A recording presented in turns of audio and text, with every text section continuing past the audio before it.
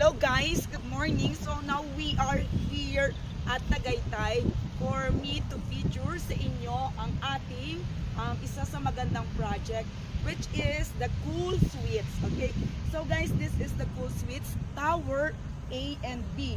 So we have launched our Tower C and D. As you can see dun sa blue pens, doon po natin itatayo yung ating Tower C and D. But guys, listen, we have launched 707 units lang, but only few units left na lang in the system. And mind you, for only 30,000 reservation fee, 14,000 plus monthly amortization, you will have this beautiful and mag-aakyat sa inyo ng rental income na property investment, which is the Cool Suites.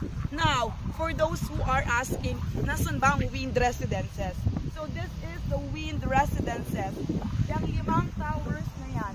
So we have 5 towers. 1, 2, 3, 4, 5. And yan po yung ating mabilis na naubos and na sold out. So ang dami naghihintay dito sa project natin. Ito sa sobrang ganda here in Tagaytay. So as you can see, we are surrounded by pine trees. Napakarami. Ang ganda at ang gaganda ng mga featured amenities na aking ipapakita. So take a look at this. Kumuha na kayo ng inyong unit for this project ni SMDC here in Tagaytay. So guys, thank you so much. Please message me for more details. Goodbye.